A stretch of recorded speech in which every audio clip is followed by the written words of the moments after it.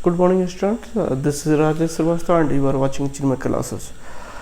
Today I am going to discuss about the second topic of French Revolution, the outbreak of the revolution.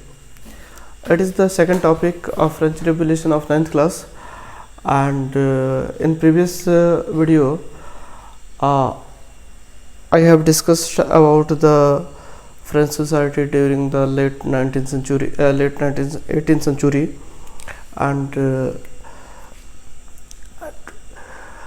today I am going to discuss about the outbreak of the revolution. First of all, the term outbreak has come here. What is meaning of outbreak? Outbreak you usually hear in these days that outbreak of the pandemic, outbreak of epidemic, and outbreak of the revolution. In English meaning, outbreak, sudden start of something unpleasant, anything which suddenly start and which is not pleasantful or pleasureful is called outbreak. In 1789 में एक revolution हुआ France में, और उस revolution को एक outbreak के तौर पे वहाँ पे देखा जाने लगा. अभी आउटब्रेक हुआ, इसके पीछे क्या रीजन था, we are going to discuss in this chapter, and what was happened after the French Revolution we will also discuss in this chapter. I think we have to discuss about the prior condition of the prior immediate cause of the outbreak and what was happened just after the French Revolution. We'll discuss in this video. यहाँ पे जो है outbreak का मतलब होता है कि sudden start of something unpleasant. कोई भी स्टार्ट जो सडन स्टार्ट होता है लेकिन प्लीजेंटफुल नहीं हो, उसको हम लोग क्या बोलते हैं, आउटब्रेक बोलते हैं. In previous class you have studied that economical condition of France was not good, and royal family और king monarch Louis XVI was not able to manage the economical condition of France, and it was required for the monarch to increase the tax to borne the expenses of the royal family and British government, French government. French government को जो है खर्चा उठाने के लिए इन tax को increase करना बहुत ज़रूरी था. हम लोग प्रीवियस क्लास में पढ़ चुके हैं कि when he had become monarch of France in 1774, he found French treasury is impeded. French treasury impeded पाता है, और इसके बाद से जो है वो पूरा का पूरा जो है अब ऐसी स्थिति पैदा हो जाती है कि 1789 में कि उसको जो है टैक्स बढ़ाने की ज़रूरत पड़ती है. तो you know very well about वहाँ पे जो है टैक्स बढ़ाने का पावर जो है राजा के पास नहीं था. King was not authorise to increase the tax. There was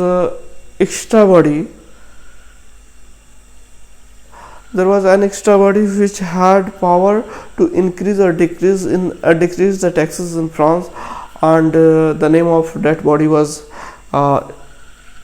state general. वहाँ पे जो एक एक्स्ट्रा बॉडी था जो इसके पास पावर था कि टैक्स को बढ़ा सकता है, टैक्स को घटा सकता है फ्रांस में, उस स्टेट जनरल था. राजा के पास ये पावर नहीं था कि वो टैक्स को बढ़ाए और टैक्स को घटाए. तो राजा जो है फ्रांस के सरकार की खर्चा को मैनेज करने के लिए टैक्स ज़रूरी था और टैक्स को बढ़ाना ज़रूरी था, और इसके लिए जो है राजा जो है स्टेट जनरल की मीटिंग को बुलाता है. ये राजा के पास पावर था. King had a power to convene the meeting को बुलाने का उसको पावर था, बट वो टैक्स को इंक्रीज और डिक्रीज नहीं कर सकता था. तो एक सीबीएसई बोर्ड या एनटीएससी में जो है, एनटीएससी में सबसे ज़्यादा इंपॉर्टेंट क्वेश्चन आता है आपका जो है कि स्टेट जनरल क्या था, what was the state general.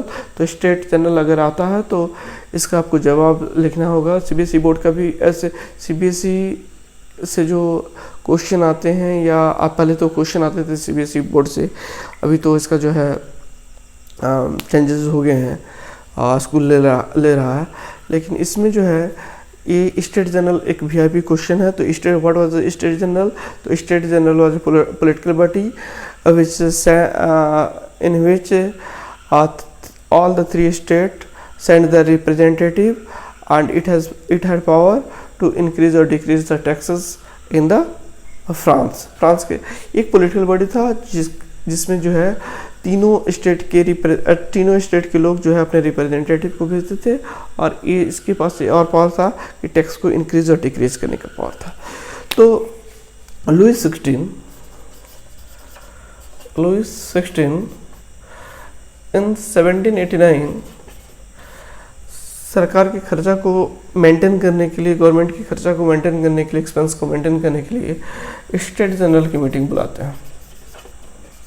State general की मीटिंग बुलाते हैं, और स्टेट जनरल की meeting I have already discuss about the state general, it was a political body है, इसके बारे में चर्चा हो चुकी है।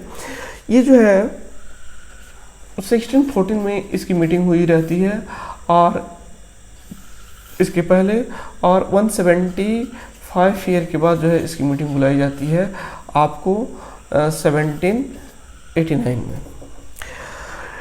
डेट डिसाइड होता है 5 मई 1789, और वर्साई पैलेस में एक रेस्प्लेडेंटेड, एक चमकदार भव्य हॉल को सजाया जाता है स्टेट जनरल की मीटिंग को कन्वेन करने के लिए, मीटिंग को बुलाने के लिए, मीटिंग को बैठाने के लिए वहाँ पे उस एक चमकदार महल को सजाया जाता है। मीटिंग 5 मई 1789 को शुरू होती है। मीटिंग का जो है होता क्या है, यहाँ पे एक सीटिंग अरेंजमेंट लगा रहता है। सीटिंग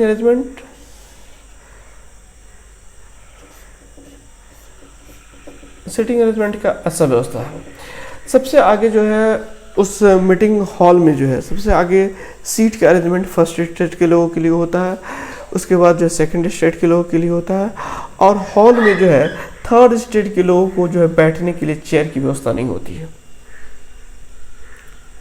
और इसमें बहुत सारे रिप्रेजेंटेटिव थर्ड स्टेट के जाते हैं, लेकिन जो ज़्यादा पैसे वाले लोग होते हैं, इलीट लोग होते हैं, उन्हीं लोगों को एंट्री कराया जाता है। बाकी लेबर पीजेंट वगैरह को उस पैलेस के बाहर ही रोक दिया जाता है। और फर्स्ट स्टेट के लोगों को जो है चेयर दिया जाता है, सेकंड स्टेट के लोगों को चेयर दिया जाता था। इसमें प्रोफेसर, लॉयर, बिजनेसमैन जितने भी लोग हैं उनको सीटिंग अरेंजमेंट इनके लिए नहीं रहता है। एक खड़ा होकर मीटिंग को रिप्रेजेंट करते हैं। लेकिन जो बाहर लोग थे, लगभग राजा के पास जो है 40,000 ग्रीवांसेस लेटर, शिकायत पत्र जो राजा के पास जाता है। राजा यहाँ बैठा रहता है, राजा के पास जाता है, ग्रीवांसेस लेटर जाते हैं, और राजा जो है की शिकायत जाता है राजा के पास, इकोनॉमिकल कंडीशन के बारे में जाता है। ये 40,000 लेटर इनके पास जाता है। यहाँ पे डिस्प्यूट क्या हो जाता है, डिस्प्यूट ये हो जाता है कि रूसों की फिलॉसफी के आधार पे थर्ड स्टेट वाले लोग हैं वो 1 मैन 1 वोट 1 वैल्यू के आधार पे जो है ये डिमांड करते हैं कि जितने रिप्रेजेंटेटिव हैं उतना वोट पड़े, टैक्स को इंक्रीज किया जाए या नहीं किया जाए। लेकिन राजा और फर्स्ट स्टेट और सेकंड स्टेट वाले लोग जो हैं ये 1614 के आधार पे जो वोटिंग कराना चाहते हैं। 1614 में वोटिंग हुआ था कि फर्स्ट स्टेट के मेंबर्स को 1 वोट देने का अधिकार था, सेकंड स्टेट के मेंबर को 1 वोट देने का अधिकार था, थर्ड स्टेट के मेंबर को 1 वोट देने का अधिकार था। कितना भी वो रिप्रेजेंटेटिव जो है, लेकिन उनके पूरे रिप्रेजेंटेटिव को वोट का वैल्यू 1 होगा। लेकिन जो है इस बार वाला जो मीटिंग हो रहा था, 1789 वाला जो मीटिंग हो रहा था, इस मीटिंग में जो है थर्ड स्टेट के लोग बोल रहे थे नहीं, हम लोगों को जो है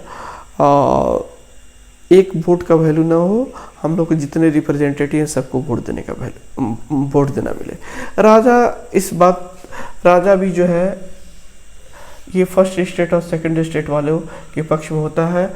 मीटिंग में जो है विवाद होता है झगड़ा होता है और थर्ड स्टेट वाले जो है निकल के चले आते हैं। क्यों चले आते हैं?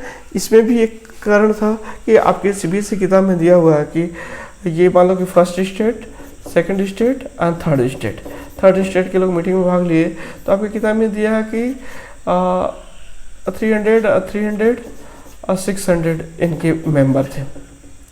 लेकिन ऐसा नहीं था कि मोर देन 600 से 4-5 अधिक थे। ये फर्स्ट स्टेट से लगभग जो 295 के करीब में 293 रिप्रेजेंटेटिव थे, 300 के करीब में सेकंड स्टेट से थे। आप किताब पढ़िएगा थोड़ा और स्टैंडर्ड क्लास का, तो उसमें जो आपको मिलेगा 293 के करीब में जो फर्स्ट स्टेट से रिप्रेजेंटेटिव थे, 300 के करीब में सेकंड से थे, और 105 या 110 के करीब में आपके जो है थर्ड स्टेट से मेंबर थे। और 1600 लोग जो है बाहर खड़े थे, वो भी रिप्रेजेंटेटिव थे जिनको भीतर एंट्री नहीं करने दिया गया था। अब जो है one man one vote one value के आधार पे लोग वोटिंग कराना चाहते थे, तो जीत किन की होती? थर्ड स्टेट वालों की होती। तो इससे फर्स्ट स्टेट और सेकंड स्टेट इस सिस्टम को वो लोग एक्सेप्ट नहीं करते हैं, और एक्सेप्ट नहीं करते हैं तो थर्ड स्टेट वाले यहाँ से निकल के चले आते हैं, और बाहर आके जो है वर्साय पैलेस के बगल में एक टेनिस कोर्ट है, टेनिस कोर्ट, और उस टेनिस कोर्ट में ये लोग जो मीटिंग करते हैं 20 जून 1789 को इनकी मीटिंग होती है। और इस मीटिंग में जो है ये लोग अपने आप को नेशनल असेंबली घोषित कर लेते हैं कि जो है राज्य के निर्माण में जो है सबसे ज़्यादा पॉपुलेशन का हाथ होता है, और हम मेजॉरिटी के लोग हैं, और मेजॉरिटी के लोग होने के कारण नेशनल असेंबली फॉर्मेशन करने का अधिकार हमारे पास है। थर्ड स्टेट के लोग जो है टेनिस कोर्ट में अपनी मीटिंग को कन्वेन करते हैं, और यहाँ पे जो है अपने आप को ये नेशनल असेंबली घोषित कर देते हैं। नेशनल असेंबली ये घोषित करने के बाद जो है ये जितने भी मेंबर थे यहाँ पे, वो लोग जो शेयर करते हैं कि इवन दो हम लोग की जो है मतभेद रहे, लेकिन जो है हम लोग उस समय तक अपना साथ नहीं छोड़ेंगे जब तक हमारा जो है कॉन्स्टिट्यूशन नहीं बन जाता, हम अपना एक ड्राफ्ट नहीं बना लेते। और ये लोग जो है ये 20 जून 1789 को जो है यहाँ से जो है कॉन्स्टिट्यूशन का फॉर्मेशन करना शुरू कर देते हैं। टेनिस कोर्ट में थर्ड स्टेट के लोग मिलकर कॉन्स्टिट्यूशन का फॉर्मेशन शुरू कर देते हैं, और लोगों में इनके भीतर जज्बा जगाने के पीछे जो है दो लीडर का सबसे ज़्यादा कंट्रीब्यूशन रहता है। एक है मिरवाऊ एंड सेकंड अब्बे साइज।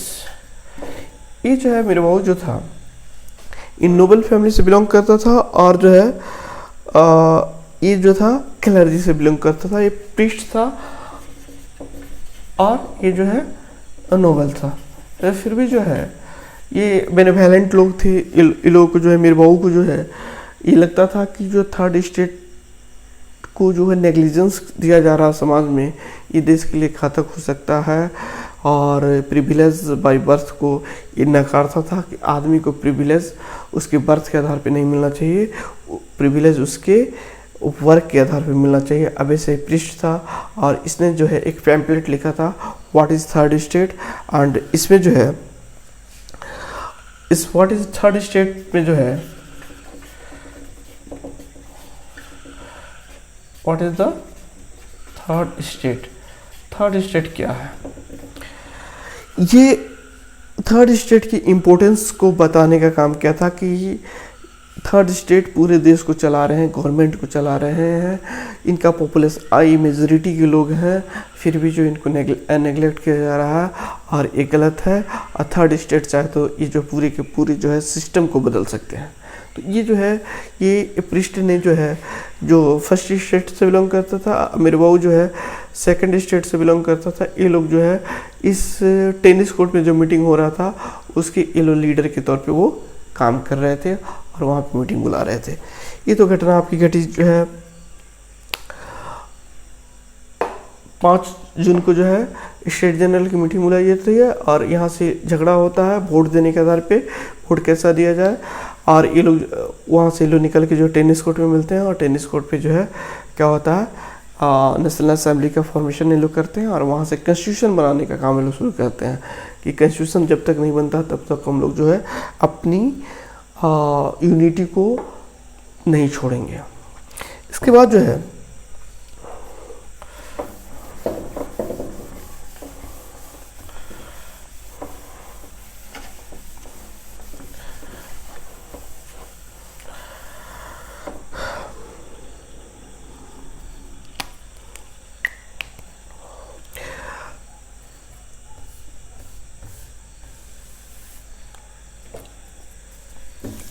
टेनिस कोर्ट की मीटिंग हो रही है, तब तक जो है एक बाहर से कहीं से युद्ध करके सैनिक जो है सैनिक राजा से मिलने जाते हैं। उसका कमांडर जो है कोई पारितोषिक लेना है या प्राइज लेना है, इस कारण वो मिलने जाता है वर्साय के पहले। वर्साय की सड़कों से जो है वो लोग जो है फ्लैग मार्च करते हुए राजा के पैलेस पे जाते हैं। बहुत बड़ी सैनिकों की संख्या में वो राजा से मिलने जाता है। एक जो है र्यूमर फैल जाता है लोगों के बीच में जो है ये कि नेशनल असेंबली जो कॉन्स्टिट्यूशन का फॉर्मेशन हो रहा है, टेनिस कोर्ट में जो मीटिंग बुलाई गई थी जहाँ पे कॉन्स्टिट्यूशन का फॉर्मेशन हो रहा है, उसको ख़त्म करने के लिए लुई 16 ने बाहर से ऑस्ट्रिया से सैनिकों को बुलाया है। ये र्यूमर ऐसे फैलती है, आग की तरह फैलती है और 14 जुलाई को 1789 को फ्रांस, पेरिस और वर्साय के अगल बगल के जितने भी लोग थे, लेडीज, जेंट्स, बच्चे, जो जिसके पास जो हथियार था वो लेके घर का जो है यूटेंसिल्स, बर्तन वर्तन लेके जो है सड़क पे निकल जाते हैं। और उस टाइम में सबसे ज़्यादा जो है ड्रेडफुल एक पैलेस था, फोर्ट था, जिसका नाम था बैस्टिल। इस बैस्टिल के किले को जो है ये लोग हमला करते हैं। ये इसलिए हमला नहीं करते हैं, ये लोग जो है उस सैनिकों से बचने के लिए जो है हथियार की तलाश में जो है बैस्टिल के किले पे हमला करते हैं कि यहाँ से हथियार मिलेगा और हम लोग जो है सैनिकों से का सामना करेंगे, नेशनल असेंबली को ख़त्म नहीं होने देंगे। बैस्टिल के किले पे 14 जुलाई 1789 को हमला होता है और ये 14 जुलाई 1789 जो है it is considered as the day of revolution. यहाँ से जो है इसको कंसिडर किया जाता है वर्ल्ड हिस्ट्री में कि यहाँ से फ्रेंच रिवॉल्यूशन की शुरुआत होती है। फ्रेंच रिवॉल्यूशन की शुरुआत को जो है 14 जुलाई को माना जाता है। कुछ लोग जो कुछ हिस्टोरियन जो है 5 मई को भी जो है 5 मई 1789 को मानते हैं, लेकिन ऑलमोस्ट जितने भी हिस्टोरियन हैं उनका मानना है कि फ्रेंच रिवॉल्यूशन की शुरुआत जो है 14 जुलाई 1789 को हुई थी बास्तिल के किले पे। और यहाँ के इस फोर्ट को जो है फोर्ट में जो है हथियार वगैरह थे और वहाँ पे जो है डॉक्यूमेंट्स वगैरह रखे जाते थे, जो राजा के जिनको टॉर्चर किया जाता था, जब डॉक्यूमेंट्स, प्रॉपर्टी के डॉक्यूमेंट्स वगैरह छीन के रखे जाते थे, वो सब बास्तिल के किले में रखे जाते थे। बास्तिल के किले को जो है डिमोलिश कर दिया जाता है और डिमोलिश करके जितने भी पेपर हो जला के दिया जाता है। और वहाँ से जो है 7 सैनिक उसमें थे, उस सैनिकों को जो है 7 प्रिजनर्स थे, उनको आज़ाद कर दिया जाता है। और 11 जो है वहाँ पे जो 11 उस फोर्ट के बचाव के लिए जो सैनिक थे उनको लोग मार देते हैं। बास्तिल के किले को डिमोलिश करके वहाँ से हथियार वगैरह लेके चले जाते हैं। ये फ्रांस के लोग जो है इसको जो है अपना विजय के तौर पे कंसीडर करते हैं और एक सुवेनीर के तौर पे, एक स्मृति चिन्ह के तौर पे जो है, सुवेनीर के तौर पे जो है इस बास्तिल के किले से जो है उसका एक टुकड़ा लेके जो है अपने अपने घर में ले जाते हैं और दरवाजे पे लगा देते हैं। क्यों लगा देते हैं कि जब भी नींद खुलेगा तो दरवाज़ा से जो है दरवाजे पे हम लोग देखेंगे कि एक बास्तिल का डिमोलिश पार्ट टंगा हुआ है, तो याद आएगा कि हमने जो है राजा के खिलाफ रेबेलियन में जीत हासिल की थी। जीत को मेमोराइज करने के लिए वो जो क्या बोलते हैं आपका बास्तिल के किले का जो है टुकड़ा ला के वहाँ पे अपने अपने घर में लगा देते हैं। ये जो है 14 जुलाई 1789 जो है बास्तिल के फ्रेंच रिवॉल्यूशन की शुरुआत मानी जाती है। इसके बाद जो है राजा जो है रिवॉल्यूशन के बाद जो है नेशनल असेंबली को रिकॉग्नाइज कर लेता है और कुछ अपने पावर को जो है पावर पे जो है चेक लगाने के लिए जो है राजी हो जाता है कि हमारे पावर पे कुछ चेक लगे, कॉन्स्टिट्यूशन जो कुछ पेपर लिखे गए थे उसके अनुसार उन पर चेक लगे और राजा जो है नेशनल असेंबली को एक्सेप्ट कर लेता है कि ये जो है नेशनल असेंबली के तौर पे रहेगा, जो थर्ड स्टेट के लोग मिले हुए थे। इसके बाद जो है 4 अगस्त 1789 को फ्यूडलिज्म को ख़त्म कर दिया जाता है। फ्यूडलिज्म को नेशनल असेंबली जो 20 जून को मिला था वो 4 अगस्त 1789 को फ्यूडलिज्म को ख़त्म कर देता है। फ्यूडलिज्म एक फ्रांस में व्यवस्था थी जिससे लोग बहुत परेशान थे। फ्यूडलिज्म के बारे में बता दो कि एक बड़ा राजा जो है एक बड़ा किंग जो है अपने राज्य को कई पार्ट में डिवाइड कर देता था और उस पार्ट पे जो है एक आदमी को अपॉइंट करता था। जैसे मान लो कि एक बहुत बड़ा राज्य हुआ और उसके राजा जो है अपने राज्य को छोटे छोटे टुकड़ों में डिवाइड कर देता था और उस छोटे छोटे टुकड़ों में एक आदमी को अपॉइंट करता था। उसको जो है जो पार्ट होते थे उसको वेसल्स बोला जाता था और उस वेसल्स पे जो है एक आदमी को अपॉइंट करता था जिसको फीफ बोला जाता था। क्या बोला जाता था? फीफ बोला जाता था। और ये फीफ जो है उस पार्टिकुलर एरिया से क्या करता था? टैक्स कलेक्ट करता था। और फ्रांस में जो है जो पीजेंट छोटे छोटे किसानों से जो टैक्स कलेक्ट किए जाते थे उसको फी बोला जाता था।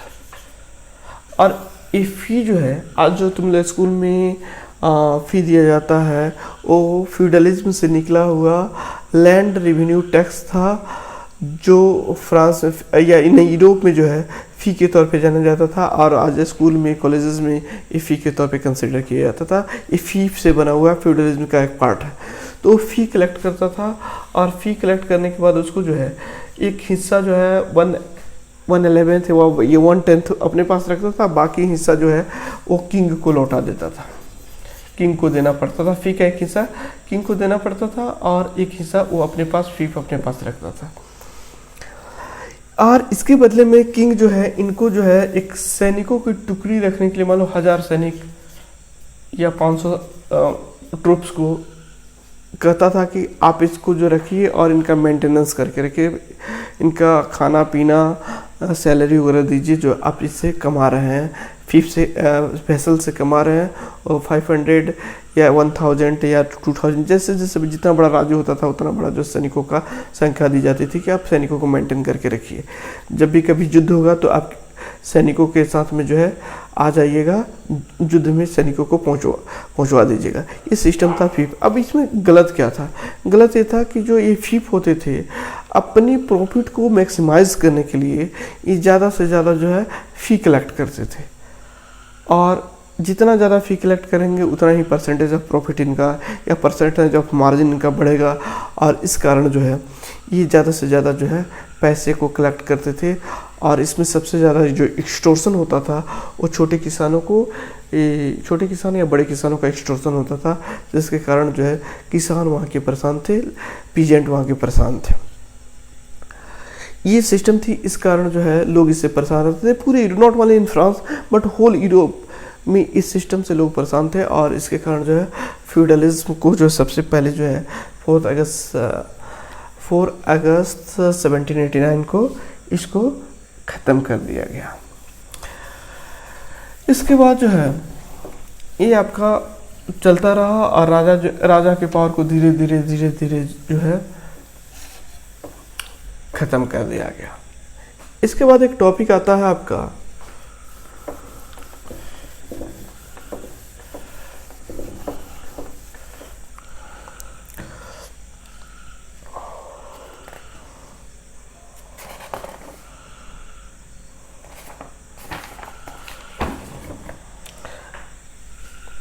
France become a constitutional monarchy.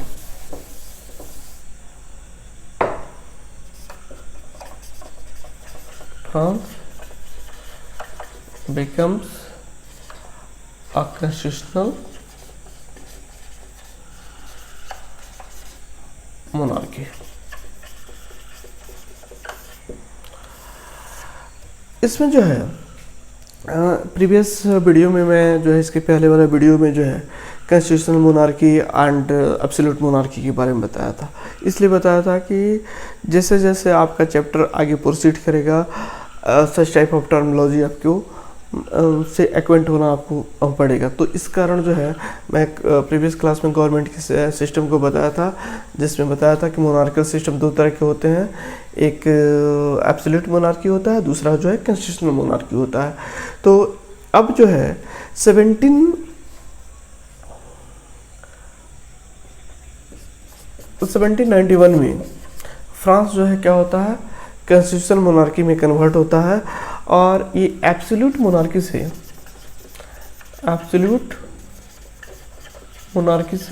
क्या होता है, कॉन्स्टिट्यूशनल मोनार्की की तरफ कॉन्स्टिट्यूशनल मोनार्की हो जाता है। राजा के पावर पे अब कॉन्स्टिट्यूशनल मोनार्की होता क्या कि फ्रांस कैसे कॉन्स्टिट्यूशनल मोनार्की हो गया, राजा के पावर पे जो है कॉन्स्टिट्यूशन का चेक लग जाता है, रेस्ट्रेंट लग जाता है। अब राजा जो है कॉन्स्टिट्यूशन के अनुसार काम करना शुरू कर देता है, राजा एक्सेप्ट कर लेता है, क्योंकि जो है टोटल के टोटल थर्ड स्टेट के लोग जो है इस बात को जो है एक्सेप्ट करते हैं, और वहाँ पे जो है कॉन्स्टिट्यूशनल मोनार्की में कन्वर्ट एक्सेप्ट करते हैं। और ये जो है राजा एक्सेप्ट कर लेता है और कॉन्स्टिट्यूशन को एक्सेप्ट करता है। कॉन्स्टिट्यूशन 1791 में तैयार होता है और उसको एक्सेप्ट कर लेता है, और एक्सेप्ट करने के बाद जो है वो जो है एब्सोल्यूट मोनार्की से कॉन्स्टिट्यूशनल मोनार्की हो जाता है। इसके बाद जो है एक थोड़ा सा टॉपिक ये मिस कर गया था कि 1789 में बास्तिल के किला गिराने के बाद जो है पेरिस से जो है आउटब्रेक की खबरें स्प्रेड होकर चारों तरफ कंट्री साइड में फैलना शुरू हो गई। कंट्री साइड मतलब far away from the city, गांव-गांव में वो रिवॉल्यूशन की बातें, रेबेलियन की बातें पहुंचना शुरू हो गई, और हर गांव के लोग जो थे, थर्ड स्टेट के लोग थे, वो वहाँ पे मैनोर पे हमला करना शुरू किए, चेटॉक्स पे हमला करना शुरू कर दिए। चेटॉक्स एक जगह था जहाँ पे जो है टैक्स कलेक्ट करके रखा जाता था। मैनोर नोबल जो है टैक्स कलेक्ट करके ट्रेजरी के तौर पे वहाँ पे रखते थे, उस पर हमला किया जाने लगा। हर गांव के जो सेकंड स्टेट के लोग थे भाग भाग के दूसरे देश में भागना शुरू हुए, बहुत सारे नोबल्स की जान चली गई थी। पूरे फ्रांस में जो है रिवॉल्यूशन गांव-गांव फैल गया था बास्तिल के किला गिराने के बाद, और नोबेल जो है नोबेल पे हमला होने लगा, चर्च पे हमला होने लगा, और ये लोग किसी तरह जान बचा के जो है मैनोर को, चर्च को छोड़ के दूसरी जगह पे भागना शुरू कर दिए थे। और ये रिवॉल्यूशन पेरिस और वर्साय से शुरू हुआ था और पूरे फ्रांस में फैल गया था। वर्साय जो है, वर्साय में बार बार एक नाम ले रहा हूँ यहाँ पे, वर्साय पेरिस के बगल में एक 10 किलोमीटर बगल में जो है एक एरिया है जिसको वर्साय नाम दिया जाता है। वो एक्चुअल में फ्रांस की रॉयल फैमिली का वहाँ पे पैलेस था, उस एरिया को वर्साय बोला जाता था। वो फ्रांस पेरिस का ही पार्ट था, 10 किलोमीटर की दूरी पे था जहाँ पे पैलेस बना हुआ था। वहाँ से पूरा फ्रांस में जो है रिवॉल्यूशन स्प्रेड अप करता है, और पूरा का पूरा जो है फ्रांस के लोग जो है रिवॉल्यूशन में पार्टिसिपेट करते हैं, और नोबेल को वहाँ से भाग के जाना पड़ता है। यहाँ पे जो फ्रांस बिकम कॉन्स्टिट्यूशनल मोनार्की, ये 1789 में ये टॉपिक जो है कि पहले की बात थोड़ा सा था, उसको बता रहा था मैं। कॉन्स्टिट्यूशनल मोनार्की में कन्वर्ट होता है, और वहाँ पे जो है नेशनल असेंबली था, उसका जो है चेक जो है राजा के पास जो है किंग पे जो है नेशनल असेंबली का जो है चेक लग जाता है।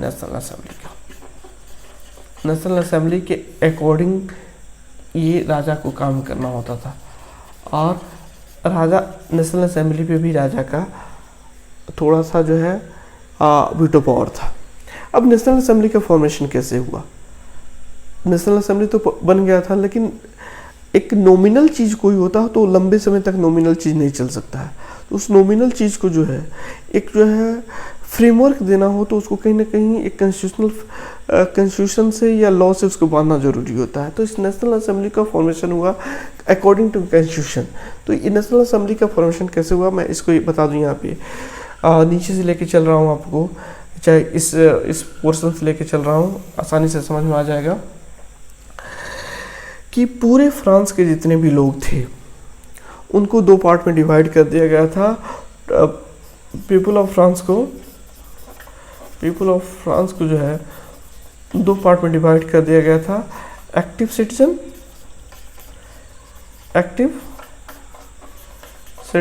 और पैसिव सिटीजन।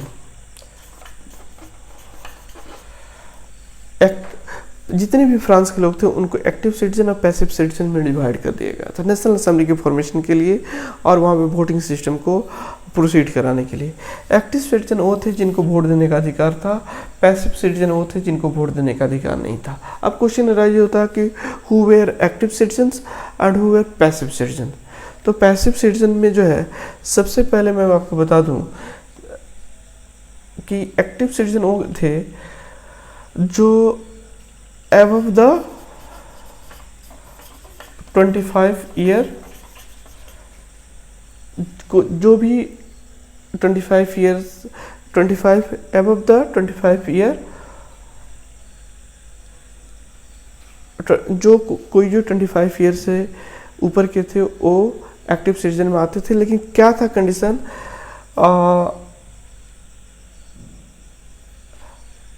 वो मेल होने चाहिए और 3 days वेज की बराबर जो है 3 days वेज के बराबर उनको इक्वल क्या देना पड़ता था उनको, आपको मजदूरी के बराबर 3 day वेज के बराबर 3 दिन की मजदूरी जो होती थी उसके बराबर जो हो उनको टैक्स अगर वो देते थे महीना में, अगर 3 दिन अगर उनकी अर्निंग जो है पार्टिकुलर समझ लो कि मान लो कि एक मजदूर की पर डे की आमदनी 100 रुपया है, महीने में वो 3000 कमाता है, तो 3 दिन की कमीनी उसकी हुई 300 रुपीज़। अगर वो महीना में 3000 कमाने वाला आदमी अगर वो 300 रुपया टैक्स के तौर पे देता था तो उसको एक्टिव सिटीजन में डाला जाता था। वो भी कौन, मेल।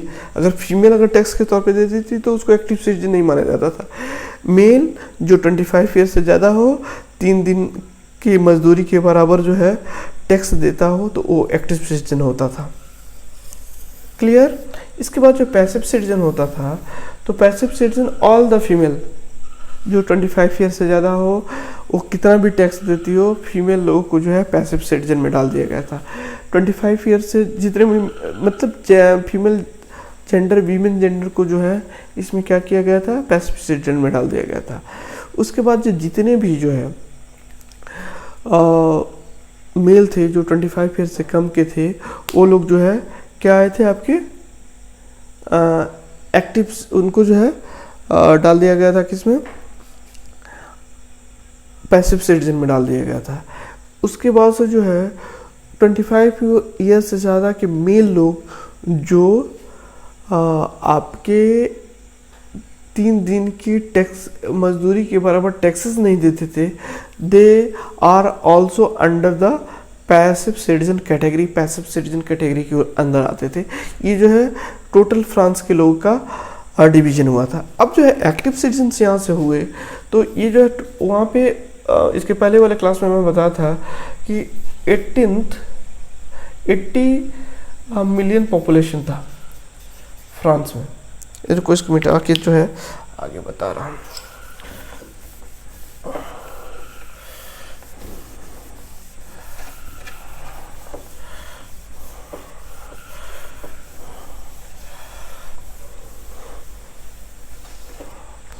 इसके पहले वाले क्लास में मैं बताया था कि फ्रांस में पॉपुलेशन जो 1789 में और फ्रांस का पॉपुलेशन जो है 28 मिलियन था, यानी कि 2 करोड़ 80 लाख के करीब में पॉपुलेशन था। इस एक्टिव सिटीजन और पैसिव सिटीजन में जब बंटवारा हुआ तो 4 मिलियन को जो है किस में डाला गया, एक्टिव सिटीजन में डाले गए, और 24 मिलियन जो लोग जो थे वो पैसिव सिटीजन में गए, पैसिव सिटीजन में गए, और आपके 4 मिलियन एक्टिव सिटीजन में गए, एक्टिव सिटीजन में गए। ये आपका बाइफर्केशन हुआ 4 मिलियन और 25 मिलियन। इसके एक्टिव सिटीजन और पैसिव सिटीजन के बारे में जो क्राइटेरिया था मैं ऑलरेडी इसके जस्ट प्रीवियस बोर्ड में मैं बता चुका हूँ। अब ये लोग जो है 4 मिलियन लोग जो है ये लोग क्या करते थे, चुनाव करते थे इलेक्टोरल्स का,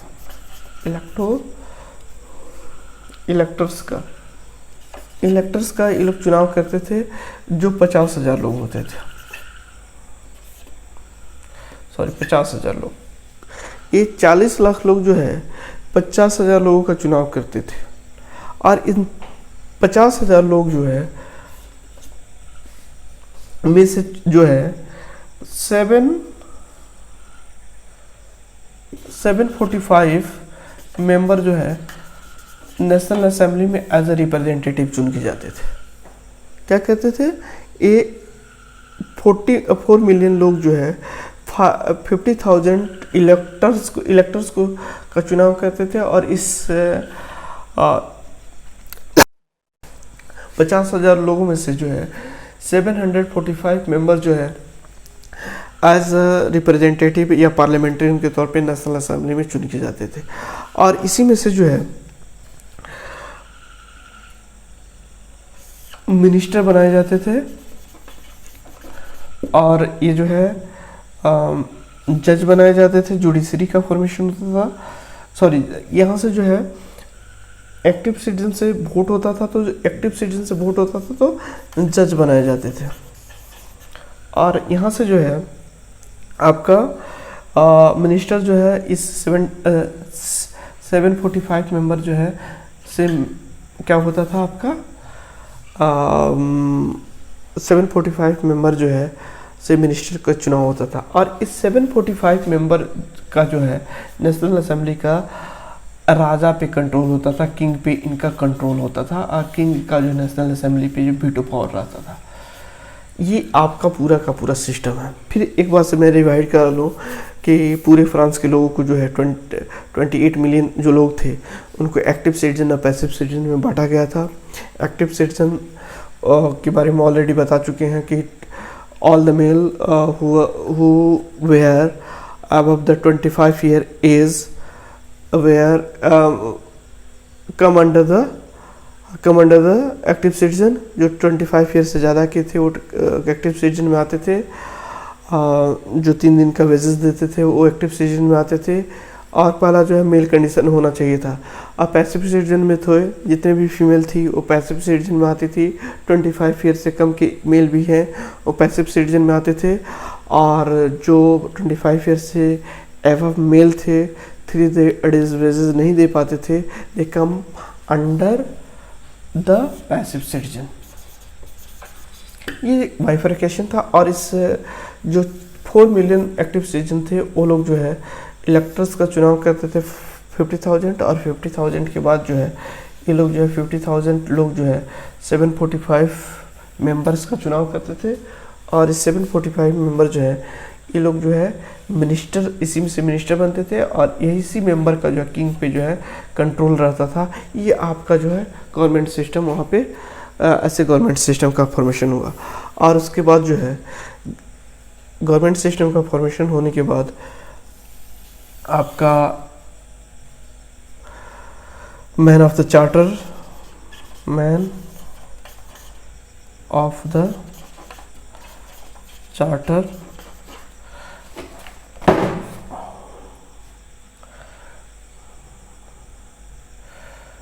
आपका जो है ये शुरू किया गया था। सॉरी, इसको मिटा के आपको ऊपर लिख देना, नीचे नहीं दिखाई पड़ेगा।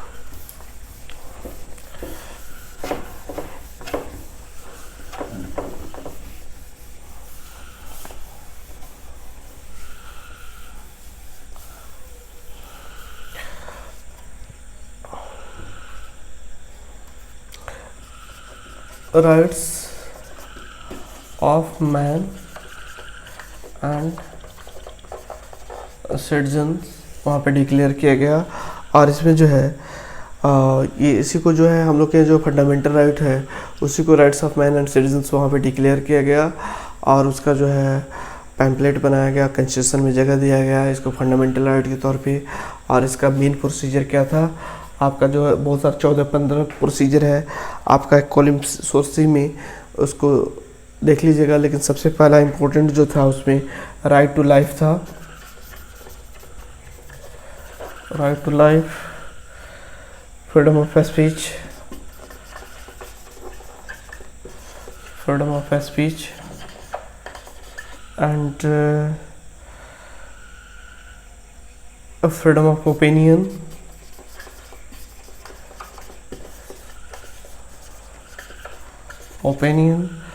and equality before law, equality before law। ये जो है इतने मेन राइट्स जो है लोगों को दिए गए। राइट टू लाइफ, कोई भी बिना वजह जो है आपके लाइफ को लाइफ नहीं ले सकता है, आपको मृत्यु दंड नहीं दे सकता था। कहीं ना कहीं रीजन होना चाहिए, कोर्ट में केस चल सकता था। पहले जो एब्सोल्यूट मोनार्की में था कि राजा को जिसको मन किया उसको जो है गलीटन पे चढ़ा के काट देते थे। गलीटन एक डिवाइस था और उस पर चढ़ा के काट देते थे। यहाँ पे फ्रीडम ऑफ स्पीच देने को भी फ्रीडम मिला और फ्रीडम ऑफ ओपिनियन, आपको जो अपनी राय देने का भी वहाँ पे जो है अवसर मिला। एंड इक्वलिटी बिफोर लॉ, कानून के सामने सबको अधिकार देने का मौका मिला। और ये जो है ये फ्रेंच रिवॉल्यूशन के बाद जो है लोगों को जो है एक बराबरी का दर्जा मिला। ये फ्रेंच रिवॉल्यूशन की यहाँ पे जो है 1791 तक की जो है कहानी ख़त्म होती है। और thank you for watching this video, and before leaving this class I would like to once again remind you to like, share and subscribe my channel. Thank you very much for watching.